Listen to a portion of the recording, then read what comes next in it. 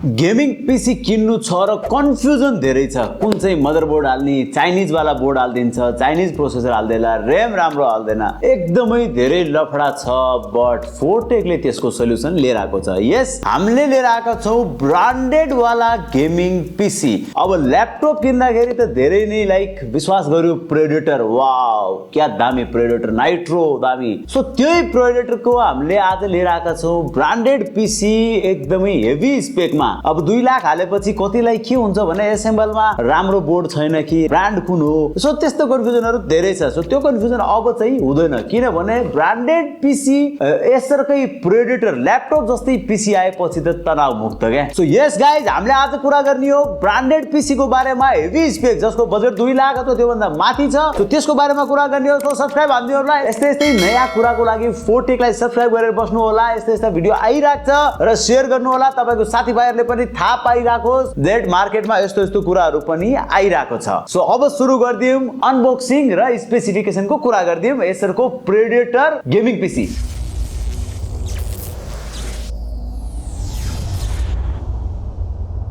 So यो predator हेर्नुभयो होला, यति ठुलो बक्सा र ठुलो स्पेक छ। स्पेक पनि एकदम हेभी छ, किनभने हामीले नर्मली हाई एन्ड को लागि जस्तो video editing, 3D designing, rendering अथवा ठुलो भिडियो एडिट गर्दैछौँ भने हामीलाई लगभग 1.5-2 लाख को पीसी चाहिन्छ। यो पनि त्यही रेन्जको, 2 भन्दा थोरै माथि छ, बट एकदम वर्दी हुन्छ। प्रेडेटर हिलियस न्यू 16 जसले चलाउनु भएको छ उलाई थाहा छ यसको परफर्मेन्सको बारेमा। सो यो प्रेडेटर ओरियन 3000 4060 वाला ग्राफिकमा पहिला यसलाई अनबक्सिङ गर्दियौं, देन हामी फुल स्पेकको कुरा गरौँला।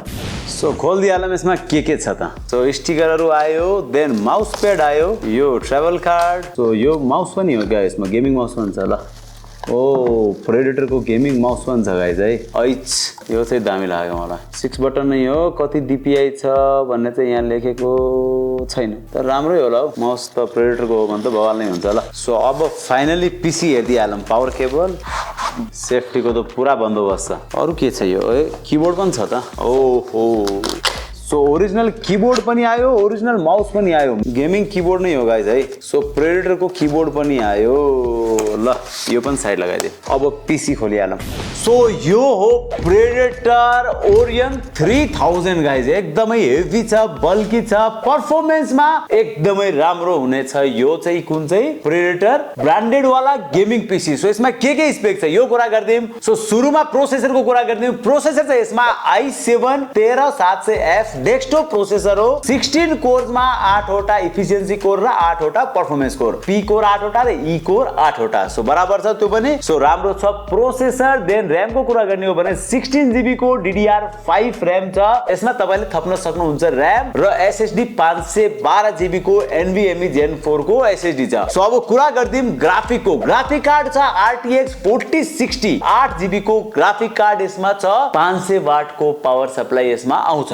सो यसमा वाइफाई पनि छ, वाइफाई डुअल बैंड वाला छ, 2.4 GHz 5 दुईटै चल्छ। वाइफाई 6 नै हुन्छ, ब्लुटुथहरु सबै आयो। सो यसमा सबै फिचर्सहरु दामी छ, मज्जाको छ। र कसैलाई ब्रान्डेड चाहियो, कन्फ्युजन छ, चाइनिज बोर्ड हाल्दैला, यो हाल्दैला, यति पैसा हालेर राम्रो के आउँछ। सो यो एसरले प्रेडेटर ल्याएको छ 4060 मा, 8 GB को ग्राफिक कार्ड, हेभी टास्कको लागि एकदमै राम्रो छ ओरियन 3000। सो यसको लुक्स को कुरा गर्दियौं। लुक्स हेर्ने हो भने मलाई चाहिँ राम्रो लागिरहेछ। यहाँ प्रेडेटरको लोगो दिएको छ र अगाडि यो सीसा निक्लेको छ, यहाँबाट बाहिर आएको छ, हेर्न सक्नुहुन्छ। यहाँ 8 GB फ्यान देखिरहेको छु मैले, यो पनि हो। प्रेडेटर पनि बल्छ। सो यतापट्टि भेन्टिलेसन दिएको छ, अलिकति बिचमा थोरै सानो भित्र हाल्दिएको छ, ठिकै छ। लुक राम्रो छ, त्यस्तो हेभी गेमिङ पनि देख्दैन जस्तो हाम्रो यो एसएमएल वाला देख्दैन त्यस्तो देख्दैन, तर राम्रो देखेको छ। सो यतापट्टि यो उठाउने खालको पनि छ, यहाँबाट यसरी उचाल्न सक्यो मज्जाले। सो यतापट्टि भेन्टिलेसन पनि दिएको छ। पोर्ट्सहरुको कुरा गर्ने हो भने यता पावर बटन जस्तो लाग्यो यो चाहिँ मलाई है। पछाडिपट्टि पोर्ट्स के छ त हेर्दियौं। सो यतापट्टि USB 6 वटा छ, ल्यान पोर्ट, ऑडियो पोर्टहरु आयो। ग्राफिकमा एउटा HDMI र 3 वटा DP पोर्ट छ। तपाईले 4 वटाबाट भिडियो लाइक एक्सटेन्ड गर्न सक्नुहुन्छ, त्यो पनि राम्रो लाग्यो। ग्राफिक कार्ड 4060, 8 GB को ग्राफिक कार्ड छ। ओभरअल दामी छ लुक। या पोर्ट्सहरुको कुरा गर्ने हो भने यता पनि साइडमा यहाँ पोर्ट्स दिएको छ, टाइप सी हरु, USB र ऑडियो पोर्ट अगाडि पनि दिएको छ। सो ओभरअल दामी छ यो पीसी प्रेडेटर ओरियन 3000। सो अब कुरा आयो प्राइस को। कति होला त प्राइस?